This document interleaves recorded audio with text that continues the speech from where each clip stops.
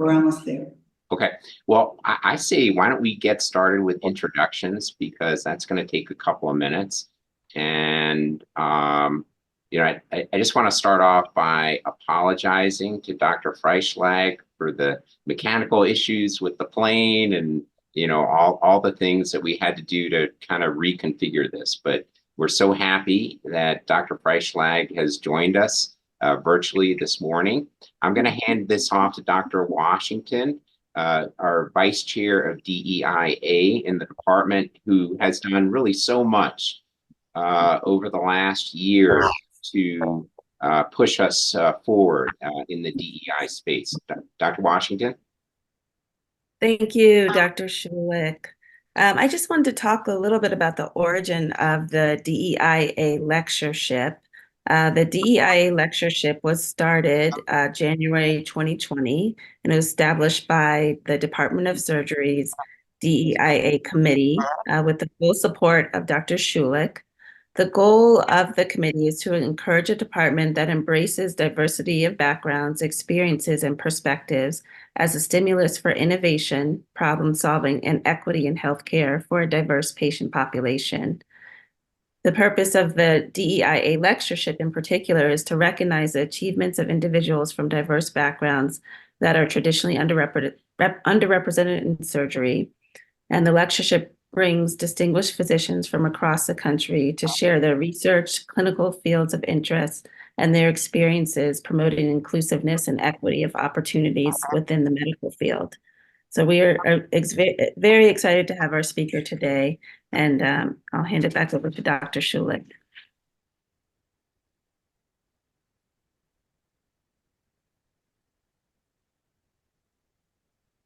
I think, Richard, you're muted.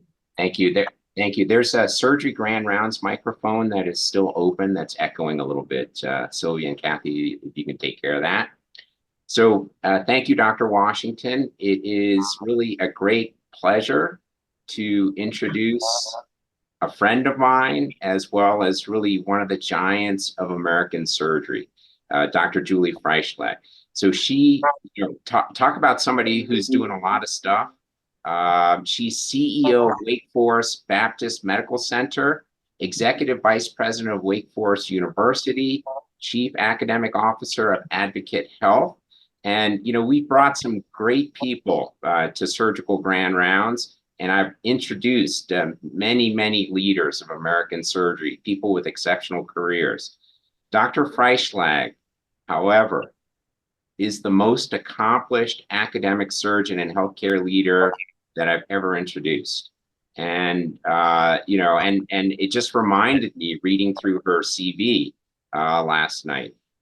She was an undergraduate at University of Illinois, went to Rush University for medical school, did general surgery and vascular training at UCLA, then went on to faculty positions at UC San Diego, UCLA Medical College of Wisconsin, and then back to UCLA as chief of vascular surgery. I first got to know her when she became my boss, the chair of surgery at Johns Hopkins in 2003. When she arrived, I was an assistant professor of surgery, and she mentored me up the ranks to full professor and gave me the opportunity of being chief of surgical oncology. And really, without her mentorship and opportunities that she provided me, I wouldn't be here in front of you as chair of surgery. It was during her early years that I saw her determination and success really at modernizing an excellent, but a department of surgery that was really stuck in the past. Through her, I really developed my views of DEIA in medicine and surgery. So she left Hopkins in 2013, become dean and vice chancellor at UC Davis, and then was recruited to Wake Forest and subsequently led all the things that I described at the beginning of this introduction. If I were just to name her important awards, not all of her, just her important ones, she'd have no time to give her talk, but I've cherry-picked a few.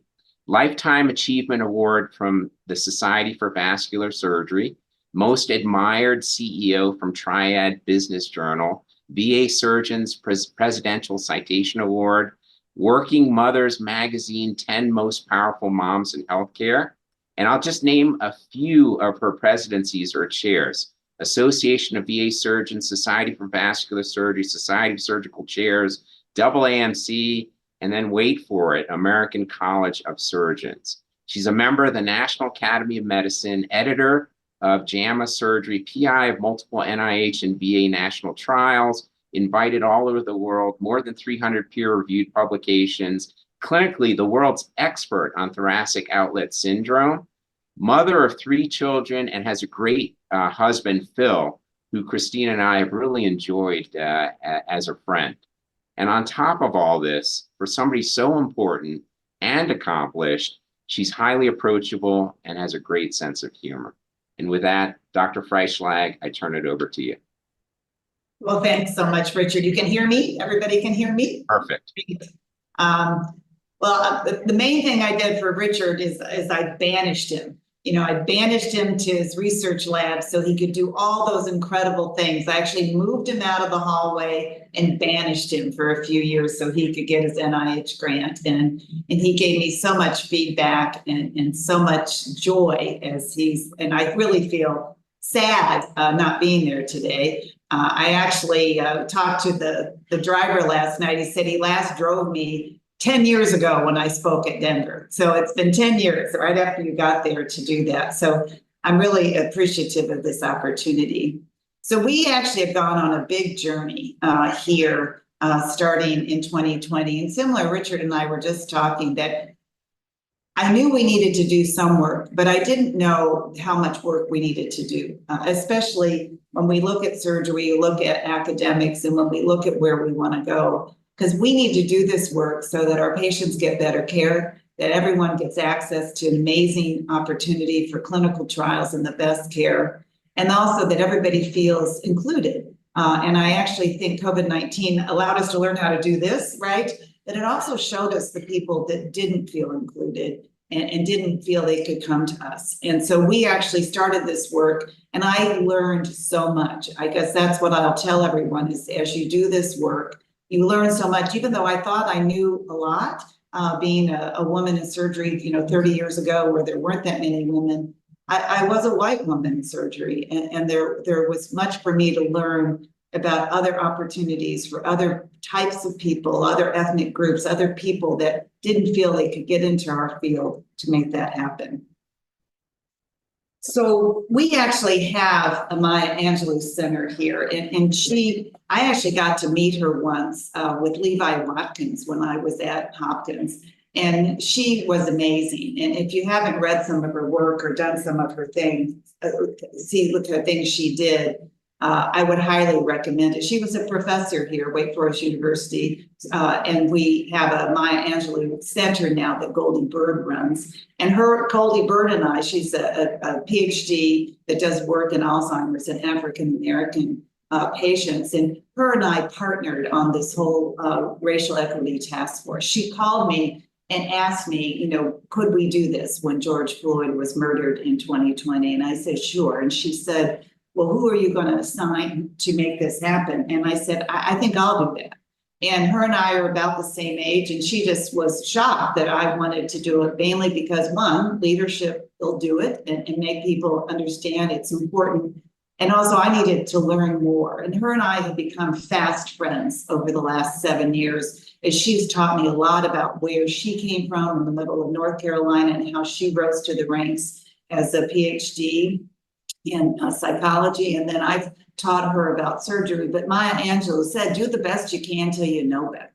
And then when you know better, do better. And I think we do that in our clinical work. We do that as we do operations and vascular surgery. 20, 30 years ago, we didn't even know if any of those operations were going to work. And so when we know better about how to take care of patients with cancer and how to take care of patients with vascular disease, we also know how to take better care of each other.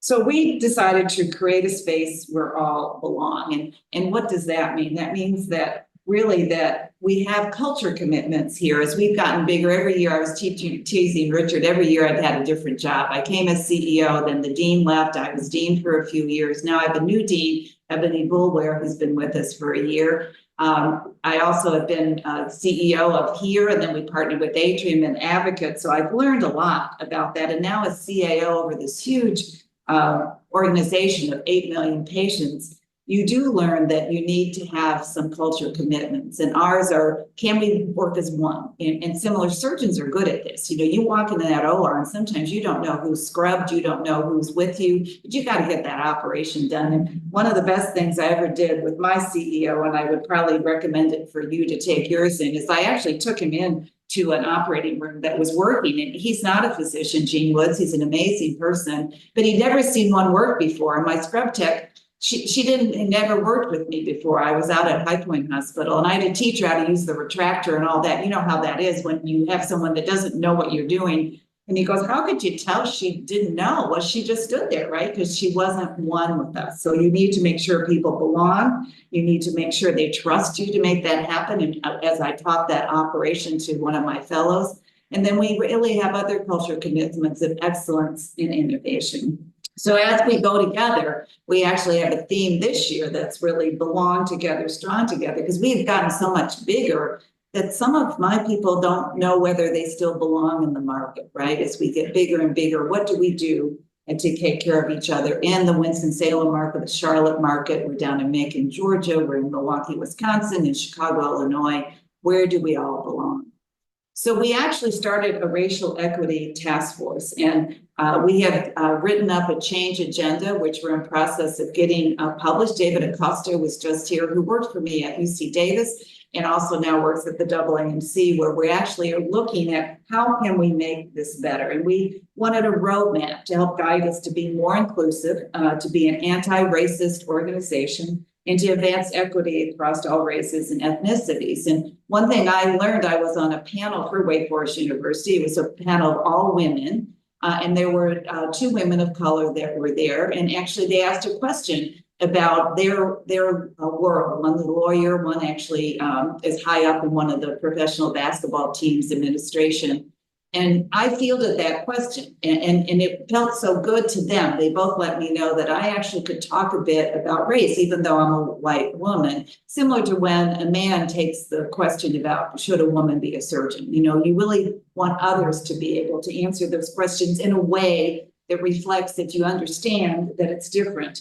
Our task force was 120 people. We had faculty, we had teammates, we had students, we had community people, because your community is so important. And we came up with these 6 working groups, really looking at research to make sure everyone was included in clinical trials, looking at education to make sure everybody had an opportunity to be in pipeline programs, get into our school, making sure that we make an opportunity for others. We needed to look at our culture because I'm in the South, and we did have a segregated hospital back in the 60s. Wake Forest Baptist Hospital was segregated in those times, as well as many other hospitals in the South. And we needed to look at our people, our patient care, and certainly our community, about what we could do. And that's where Dr. Bird works with the Maya Angelou Center. We're actually building some affordable housing now called Metropolitan Village, and the Maya Angelou Center will sit right in that area, out in the community, to help make the racial equity change agenda. And this we worked on for over 2 years. You know, this was during the pandemic.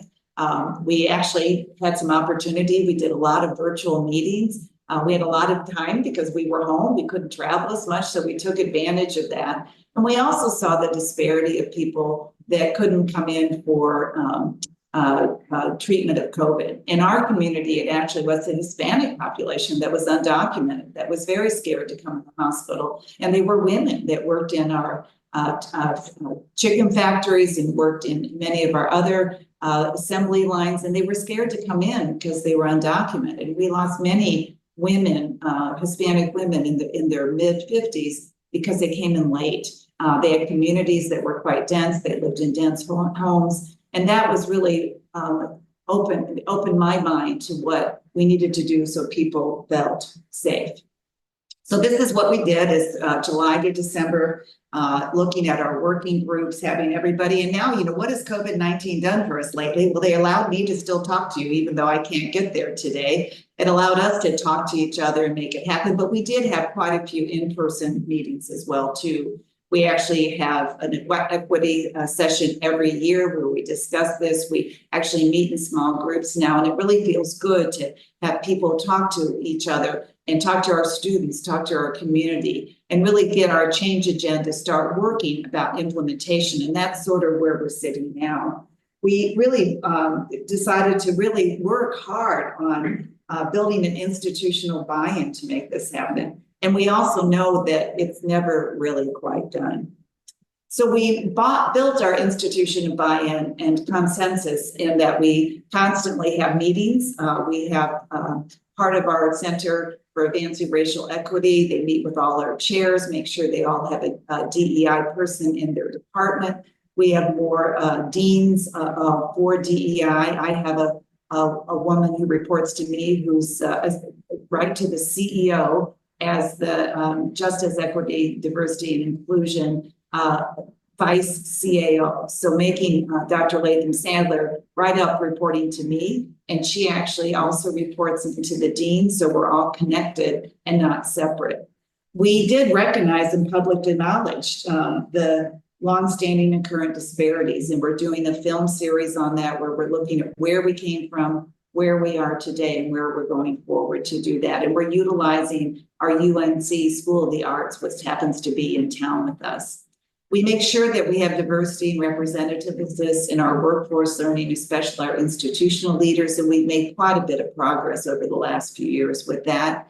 And we've tried to shift our culture so people feel very much respected and feel that they belong to here. And that's been hard. You know, COVID was really hard on everyone, the frontline people, our backline people, people working at home. And if you didn't have good connection to all your people, it sort of fell apart. And so really making sure that you have good accountability, good processes, good data systems. We have a DEI toolkit for hiring that has been really helpful, just so people recognize what you need to say and do that is equal for everyone that comes to you. We use search firms almost all the time for higher level jobs, mainly because they bring in an incredible diverse group of candidates for us to look at, to think about that.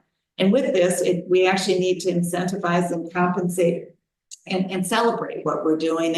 And you need to have money for it. You know, you need to make sure you have FTEs, additional resources, and show the success because of what you're doing as well, too. Not just that you have an office or that something's happening, but you actually show the success of that. So our Center for Advancing Racial Equity came out of this Racial Equity Task Force. After our 2 and 3 years, we actually set a center. We have very vibrant centers here at Wake Forest University School of Medicine where everybody can join from different departments to be with our Center for Vaccines. We have a center, cancer center. We have a center for trauma. We have many centers to make it happen. So this was normal for us to form a center. And both Dean Bulwer and I run this center. So we have one center. And the leaders are Dr. McMichael, and she was our previous chair of dermatology, one of the few and only African-American women chairs of dermatology. And she stepped down from that position as she'd been in it for a decade, and she's been working with our chairs. And also Dr. Sabina Gasell, who works in our School of Public Health, looking at equity as well. So we wanted to provide leadership to implement this change agenda and to advance equity across the organization. People could look and say, there's the center, that's what we're doing. And then we needed to coordinate, as you've probably found when you start looking, there's lots of people doing lots of things, but they don't know about it, right? So making sure that people know what's going on, supporting this new work to make it happen, and really building readiness so that it's a change agent. So people know that we're actually doing something to make it better where we are. And also that we can work with our JEDI and our DEI efforts at both Atrium Health, Wake Forest Baptist, Wake Forest University School of Medicine. And as you know, we're putting a second campus of our medical school in Charlotte that will open up in 2025. So certainly making sure that that's represented down in Charlotte as well. And then across all of our hospitals and clinics, especially in our market, in our region, our Southeast region. But now we're going to get to partner with our Midwest region as well, too, so we can learn from them. And I think as you get more people involved, you can actually learn more and more about how you can affect change.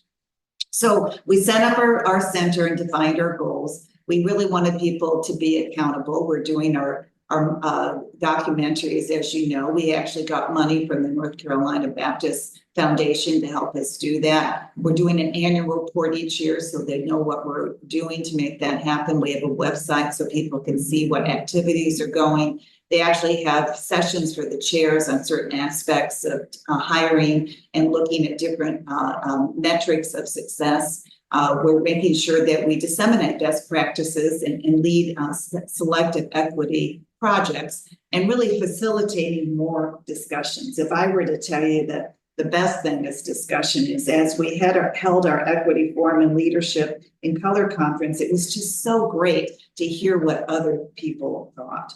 We produce scholarships on racial equity. We, as I mentioned, have an inclusive hiring toolkit. We actually look at leadership and mentoring programs, even for our managers. If I was to tell you that one thing that came from being part of this big organization is we paid a lot of attention to faculty, residents, and students, but not so much to administrators and managers. And so making sure our managers know they have an opportunity to progress. And we just celebrated our first group that have been partnered and mentored, similar to what I did with Richard, you know, taking someone who's really amazing and making sure that they stay with you to accomplish great things. And then we also have hired faculty focused on health equity research. With our deal with Adrian, we have research dollars that we were able to put together so that we actually then can hire those that can discover things and make us better in the future.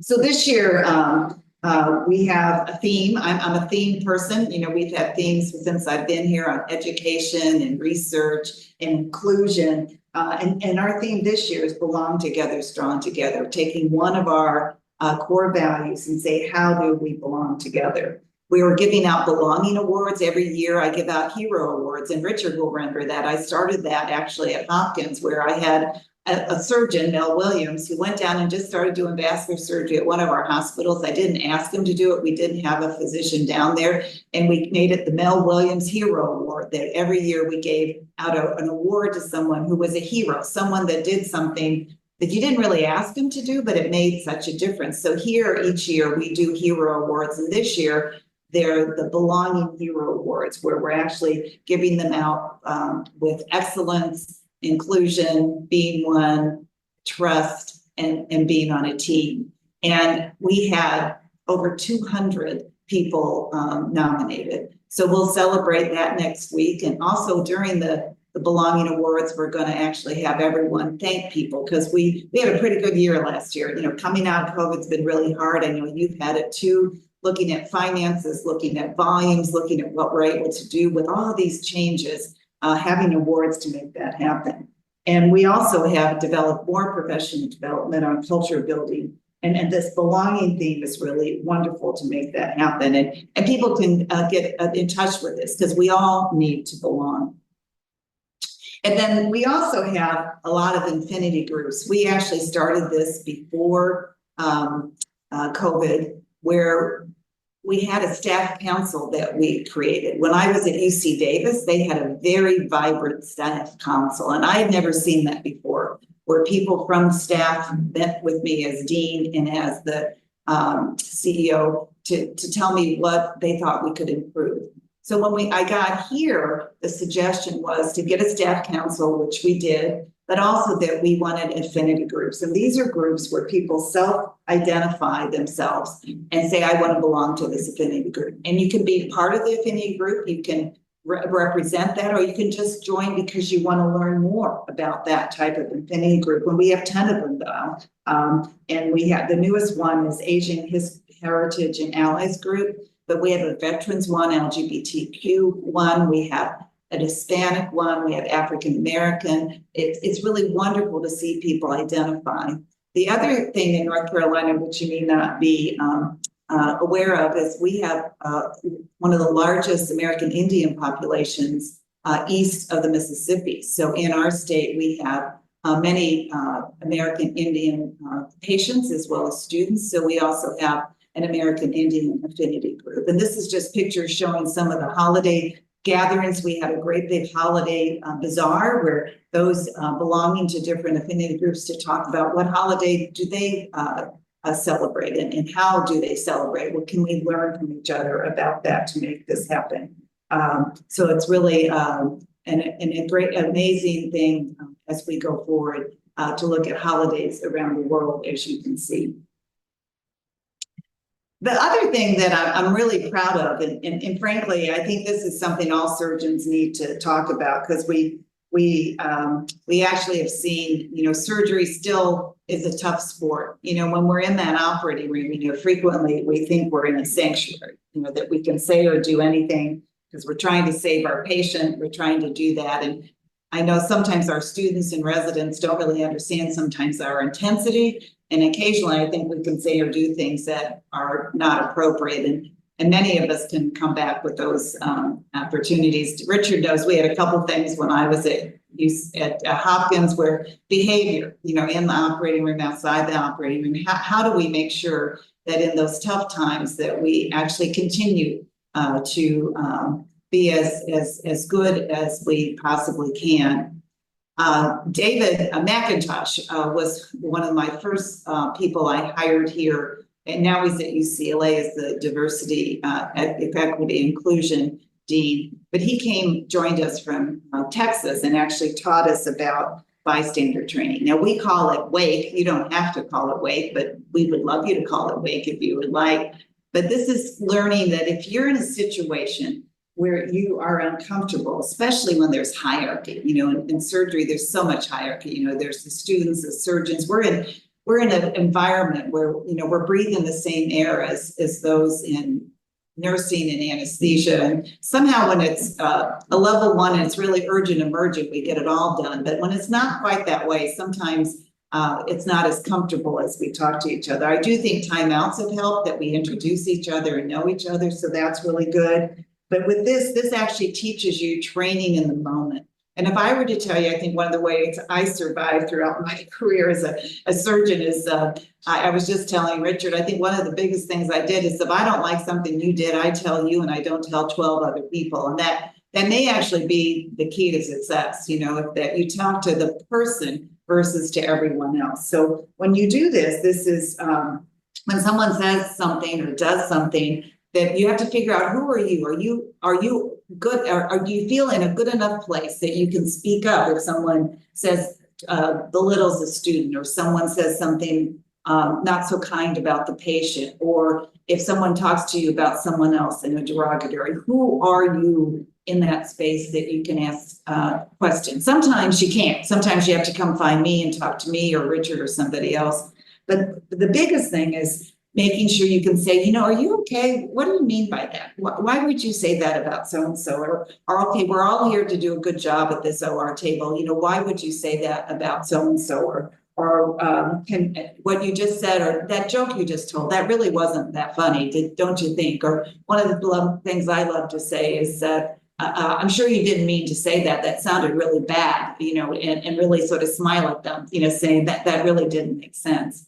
And then if you can't, getting other people to recruit other people into that, share it with a supervisor, tell us. I did find some of my students would come weeks or months after an incident, or they would put it they would report it. We just had LCME here, and surgery still has troubles where students don't feel as comfortable in a surgical situation, mainly because it's fast moving. Sometimes we are a little blunt. We tend to be more directive with that to do it. And then sometimes you have to have some distractive techniques where you feel something's escalating in that area to do it. And you can say something saying, I want to be more committed to diversity. Maybe we shouldn't talk about this, or tell someone, maybe we should walk out of the room right now. So we need to figure that out, because if you're a leader and you're involved with an incident occurring and you say nothing, that means you support it. That means that you actually didn't do anything about it. And it could be as simple as saying, let's be quiet right now. We need to focus on the task. We need to talk about this later. Or you may need to talk to that person later to make that happen. I had a patient just on Saturday telling me, one of our interns, very stressed out. We did an epic conversion on Saturday. It was a mess to do it. And the intern told that patient that there were sicker patients than him and he couldn't spend more time with him. And he was probably right, but he probably shouldn't have said it that way to that patient, because it made that patient feel unimportant and belittled, to do it. He could have said, I'm sorry, I'm so busy. I'm just going to stay here a bit because we have lots going on, but you're okay. We can take care of it. And so we did talk to that intern and also gave him some help, so that he didn't feel that way as he went forward. So here are some things that you can tackle these microaggressions, because we all know what macroaggressions are. We've seen them. We all have stories about that to have it, but the microaggressions is where we're sitting now, where people say or do things. It could even be a look. All surgeons can talk much with our eyes, right? With our masks on. We have no trouble during COVID still communicating because we've been communicating with our eyes. I know my residents tell me when I don't like something, they can tell just by the way I furrow my brow. So make sure that you can ask direct questions. You can also assume virtuous intent. Our chair of surgery, Wayne Meredith, who's just retiring here, that's his big thing, is assume that they're meaning well. Most people do come to work to do good things and make a difference. Probably 95% of people, but a few percent of people don't. And so you need to say, I know you didn't mean to say this, but let me tell you how it sounded. Even myself, I've had people say, you said this. I gave a talk and I had someone come up to me from New York a few months ago, just saying the way I had phrased this offended her. And it was good to hear, because I thought I was in a good space, but you can always learn more. Part of it is looking where you fit and who you can talk to depending on who's in the room.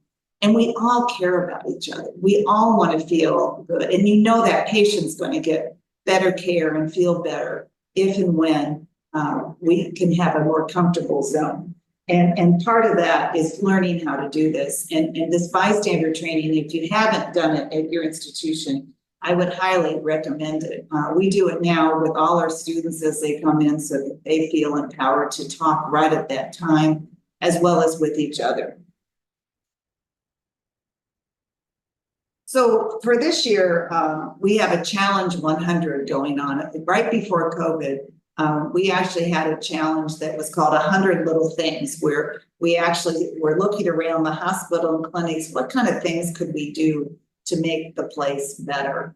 Some of it was changing signs or changing ways we did this or making this happen. We said they had to be under $1,000. What kind of things can we do to make this better to do that? So we're doing that again this year. We're 100 little things for a big improvement. We're looking for understanding our history better, respect and safety in the institution, consistency in relationship building, action with integrity, transparency, and accountability. And so we've already gotten quite a few of these. We'll be handing out those and celebrating what it is. Half of them are going to be things we can do in the community, whether it's activities with our students, with our pipeline program. We have a new Caladium Science Museum downtown that's interactive that we help support. So getting students, especially grade school and middle school kids who perhaps don't have as many resources to get in Caladium. We also are building a new senior citizen center, where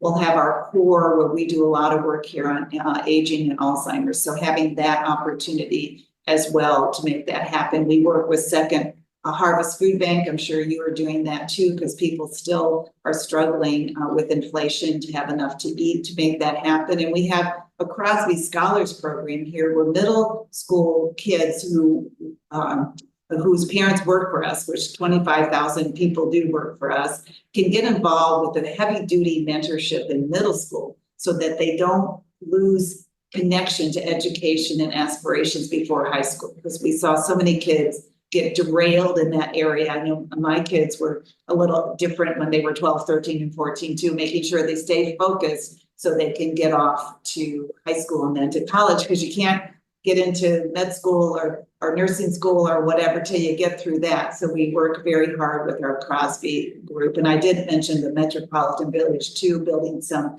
affordable housing that's close here, right? So the people that work for us can live real close to work versus far away. So we're really, really excited as we go forward looking at all of that. So part of it, as I finish here, and I will love to take some questions, is trying to figure out, what is our why? as I've been in surgical practice now for over 35 years, you know, I initially just wanted to be a really, really great surgeon. You know, I went to med school sort of by default. I couldn't get into education. I was going to be a biology high school teacher. Nursing school was up in Chicago. I had a great interview with a person and we talked about watership down and rabbits, and I got an early decision. I was going to be a pediatrician, but I did surgery first to get it out of the way, and I loved it. So mine was more serendipity, and we need to need more focus for people to get that. And I had great mentors along the way too, but I was in a program that was pyramidal, 110 hours a week. It was a little crazy, right? And as we look forward now, you know, we did the 80-hour work week timeouts and RVUs the year I showed up at Hopkins. So everybody thought it was my idea. But part of it was for us to look at how we care for each other as we teach and train. And many people think there's going to be even more changes down the line. I am involved with the AAMC now and really looking at better ways to teach and train, because people did think that that was important. You know, resilience, make you stronger. But we all know there were some people that didn't quite make it through that, right? And we also weren't as inclusive as we could be. And we need to make sure that we have everyone get a chance to be who they want to be. And we are doing some work with American College of Surgeons right now, again, 20 years later from the Blue Ribbon, about can we train a surgeon faster? You know, Vascular has now gone to 0.5. If you want to be a breast surgeon, do you need to do 5 years of general surgery? How do you get into pediatric surgery? How do we make it so that we can get people where they want to be? And how do we treat people more inclusively to make that happen? And certainly as we've gone down the line, you know, resilience has been my strength to do that. You know, part of it is I've chosen really good mentors and good friends along the way, but it's still really hard. You know, when you are a surgeon and something goes wrong with one of your patients, you feel that. I remember the 2 patients I operated on that had strokes after carotids. I still remember them vividly, you know, to do it. We take all this on to do the best for our patients. I think we need to take this on to create the better surgeons, the better people, the better healthcare, so people will come see us, you know, so they feel comfortable to make that happen. My son, who actually went to high school with Richard's son, they were about the same age. He actually still lives in Potomac, Maryland, and he went in. He was playing touch football, and he thought he broke his finger. So he's on video with me. I happen to have my trauma surgeon here, and I didn't think it looked that bad. But, you know, parents, we always tell our kids it doesn't look that bad, right? Go home, go to school, whatever. She goes, I think it's broke, Judy. And so he went and he got it x-rayed, and no one talked to him. You know, they didn't tell him if it was broke or not. They didn't give him an opportunity. So he called me up and he said, you know, Mom, I need mom-directed care. I call my mom, and my mom calls somebody, and the next day I'm seeing somebody and I get an answer. And so we're actually using that because, you know, whether it's dad-directed care or mom-directed care or aunt-directed care, we all do that with our families all the time, right? Where it's mom-directed care, where you go, what you do. Everybody deserves mom-directed care, where there's somebody that says you need this, you need that, and you need an answer, whether you're young, whether you're old, whether you have resources, whether you're not. And that mom-directed care, I think, is our line. And then we also want to teach those that will take care of everyone. That I did a lot of work in the VA, and I love the veterans. They actually participated in so many clinical trials that helped us learn how to take care of vascular diseases. They're heroes, you know, to do that. So remembering our why about the space of belonging, that everybody gets mom-directed care, that we do a better job teaching and training, including people in what we do. We realize our shortcomings. I actually learned so much being on this racial equity task force, and I didn't realize how much I was going to learn. And looking at the Center for Advancing Racial Equity, it was really fabulous to make that happen. So I do think that there's real opportunity as we go forward to include everybody in what we do, and to make sure that our patients benefit from it, as well as those that come behind us. The one thing I'll leave you with is, you know, the greatest joy in my career has been watching those that I've taught and those that I've touched do amazing things. Watching them lead with passion and distinction, with individualization, really watching them do amazing things as they go forward. I was just telling Richard, we're looking for a new chair of surgery here. and the applicants are interns from 2003. I told them they're not old enough. You can't be ready to be a chair. Well, of course they are. It's been 20 years and they're incredible. So I want to thank you all for letting me do this virtually. I'll certainly take any questions or answers, and I look forward to visiting you in person in the future. Thanks so much. Thank you so much, Dr. Freischlag.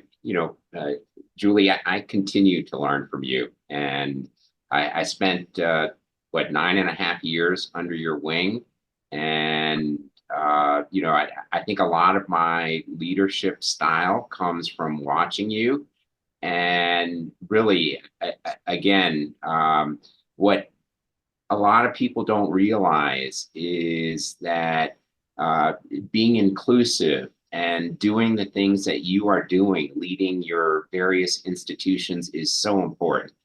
And if you want, hard metrics about it, look at Fortune 500 companies, the ones that do the best and, have the best product or most profitable, whatever, are the most diverse in terms of their leadership, in terms of their composition, and what they pay attention to. So it is just so important. For those of you who want to ask a question, go ahead and put it on chat, and either I or one of the panelists will read it off.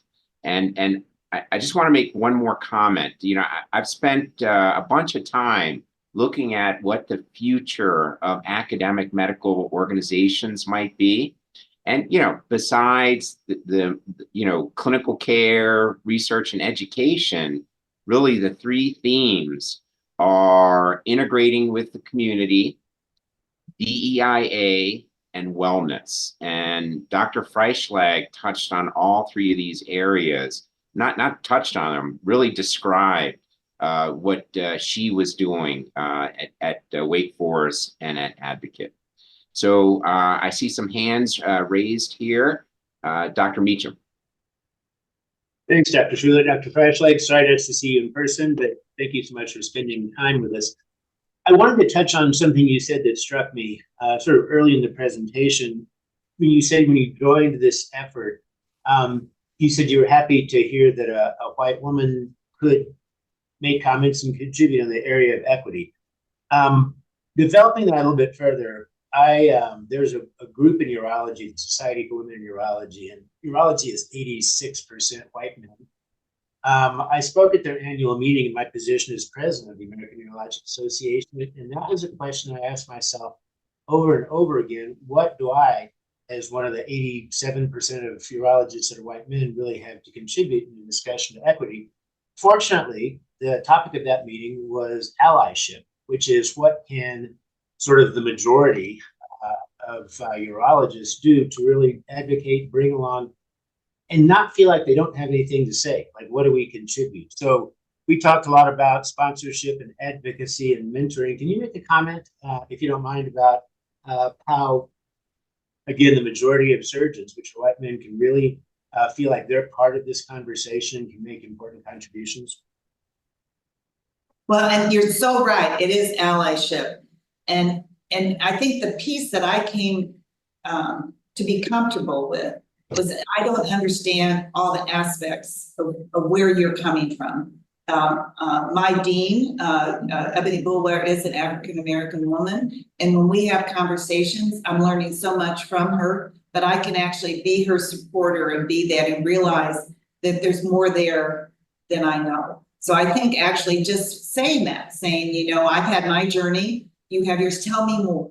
Tell me how I can be helpful. Similar to when men have talked and said, it's okay for Julie to be there. I looked at a chair position years ago, and I was told I couldn't have that chair position because they had never hired a woman chair at that institution. And that was in 2002.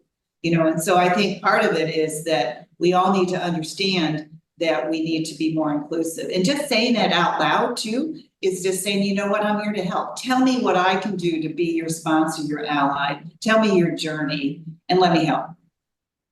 Thank you so much. You said that beautifully, and I appreciate it. Dr. Christian, please, Nicole. Thank you. Thank you so much, Dr. Freischlag. I was wondering if you could comment on lessons you've learned and best practices in terms of recruitment in the context of recent Supreme Court rulings that take out in educational institutions explicit inclusion of race-based metrics.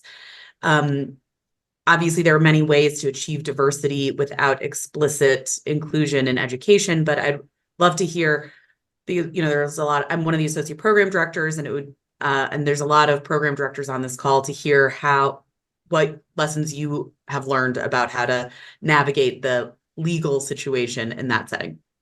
Yeah. Well, when I was out at UC Davis, that's where the Bakke case was years ago, and that was probably before you were born. But the UC system hasn't used race or gender for 25 years. And if you look at the diversity of those universities, it's not so much.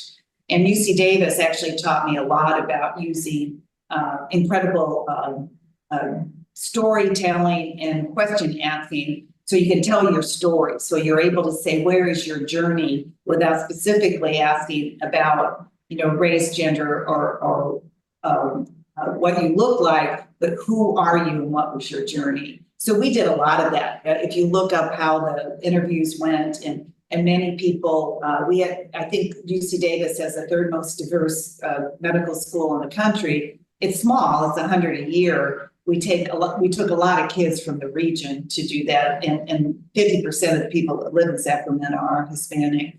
But part of it is telling me your story. Tell me how you got here, and tell me who you are to make that happen. And so that's what we've utilized a lot with making that happen. I also think another COVID-19 thing that has helped us, is that many people who are in a diverse space frequently don't have the resources to come meet us all. And what we have found at Wake Forest, because it's hard to get here, I couldn't even get out of here yesterday, right? So you can't get in and you can't get out, right? Sort of like Hotel California. So we didn't have as many people come interview here as perhaps there's two other schools in North Carolina you may be aware of, two other medical schools. I sort of forget their names, but they would go on the east side and not come to the west side. So virtual interviews have so helped us, where we can actually interview more kids for medical school, more kids for the surgery residency, and they're able to come on. And actually, we did a study on that in the vascular group, where they can actually do their initial interview. And the AAMC, we're trying to make it so we get a little wink, so that they know you like us, I like you, is sort of like a dating service. I think that has been great. So then you can meet them. They can meet in a chat with a bunch of the other residents and people, and then they can come visit you later. And we have had a marked increase of diversity because of virtual interviews to do it. But I think focusing on the journey, asking good questions about how you got here, to do it. Where's your passion, and have them tell stories about themselves. And you can actually learn a lot about their journey by asking the right questions. Thank you so much. Dr. Pomfret, Liz? Sorry, just unmuting myself. Dr. Freischlag, it's a great honor to have you lecture to us. I've wanted to meet you in person for quite some time. I'm the chief of transplantation. And there's a question in the chat from Curtis Henry, and I had a similar thought. When you were talking about providing housing, I thought that was very interesting, because I've spent most of my career in Boston, where you can pretty much throw a stone to the next transplant center. But one of the things that I found really striking when I came to Colorado is the huge geographic area that we're covering. And so we have people who are coming from Albuquerque, 6, 7, 8 hours away to seek care. And there's no Ronald McDonald House or that sort of thing that's easily super affordable. We've been trying to put things in place, and we're better than we were when I got here 7 years ago. But even just simple things like people affording the gas. I mean, I've been struck by the level of poverty that surrounds some of the states that are the states that we serve for transplant: New Mexico, Wyoming, Montana, that have no liver transplant programs. And I'm wondering how you were able to do that. Was that through philanthropic support, government and philanthropic, or how you did that? Because I find that trying to really deliver the best care to some of these remote places is difficult, I think, to do well. And it's an area that I'm really trying to look at more carefully with transplant of how do we, I mean, we're deploying people to do satellite clinics and things like that, but we're falling far short of where we should be. It's a great question. Yeah, we do need to meet because we haven't met before. So there's a couple things we've done. We actually have a CQ house here that's been here for a long time, that if you do come as a patient, it holds about 100 people, and it's $30 a night to stay there. And we actually, because we're rural North Carolina. It's not as big as you, but we get it from patients from Tennessee, Virginia, and they're able to stay there in a house. And our students go over there and get to meet them, and there's a kitchen there. So that actually helps the acute stay piece to do it. The affordable housing we just built here was for our employees, because we actually found that many of our employees, especially those that work in dietary or help us be in our environmental services and all of that, couldn't live close enough. So they were commuting long periods away, and with gas the way it is. And that money we just took from, we have a great big, endowment of money, and we just took some of the money we reinvest each year in our endowment and spent it on that. And we got the community to help us as well too. So we actually, it's really hard to fundraise for that piece. People want something more shiny than affordable housing for your employees. So we actually found that we just decided to take money, and actually my CFO, who was very committed to this, he actually wanted us to do this, and it was really well accepted, similar to the Science Museum and the Senior Citizen. It was part of our profits that we reinvested to make that happen. But I do think satellites, air shoes, coming up with a home where they can stay during acute stays to make that happen is important. Your landmass is huge. I mean, partly is getting maybe those communities to help a bit with that. The GoFundMe has helped some of our children cancer to make that happen. I think awareness is the biggest key, is telling people there's a problem, because I think some patients don't want to let you know that there's a problem. And I think once there's a problem, that we're still here, but we need to come up with some better opportunities. So it's 8 o'clock. Dr. Gosain, do you have a quick comment or question? And then we'll wrap it up. There's a whole bunch of questions and comments, all laudatory on the chat and the Q&A. Unfortunately, we won't be able to get to them. Dr. Gosain? Yeah, thank you, Dr. Phillips. So Dr. Freischlag, thank you so much for spending this time with us this morning. I'm going to paraphrase one of the questions that's in the chat and kind of build on it a little bit. So it's very impressive, all of the programs that you've been able to build out at Awake in this space. And I think every institution has a different starting point. Every functional unit within an institution has a different starting point on their journey. And there's really no end to that journey, I think. And so as you look at the different programs that you've put in place, the Center for Advancing Racial Equity, et cetera, how do you assess the progress that you're making and whether the effort and time and resources is paying off? And importantly, how do you figure out what you're missing? What units or people are not coming along on that journey? Well, I think you have to be focused. Because when I got here, just like many places, there's so many people doing so many things. You've got these students that are exciting. They're all doing these projects. They're doing this.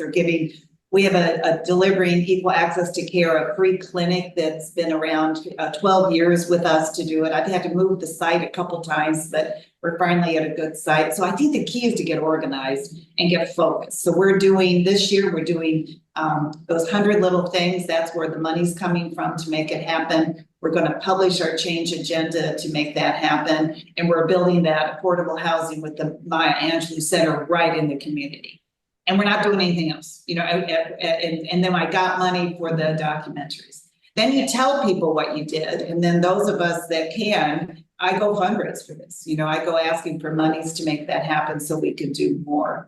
And then every year you do a newsletter, many universities have done a great job with that, doing a newsletter to really tell people what you've done, can you come join us, and include your community. Now, your community is hard because you're sort of way up here and you've got downtown Denver here. And so I think trying to figure out where your community is, but I think coming up with some opportunities to be in a community that you can help, and then you can measure success. It's hard because so many people want to do so many things and you can't. So you need to actually do a few of them and then go from there. We have a big equity task force for Advocate now. They're building a center in Milwaukee. They're putting a hospital south side of Chicago. That's great, but I've got to stay focused here because that's where my community is. Thank you. Dr. Freischlag, Julianne, thank you so much for taking this day and giving us this lecture, and then later on meeting with the various folks. I continue to be impressed. You're a leader of leaders, and you continue to teach me and us, and we cannot thank you enough. And with that, I'm going to wrap up Grand Rounds. Everyone have a great week, and thank you all. Thanks, Richard.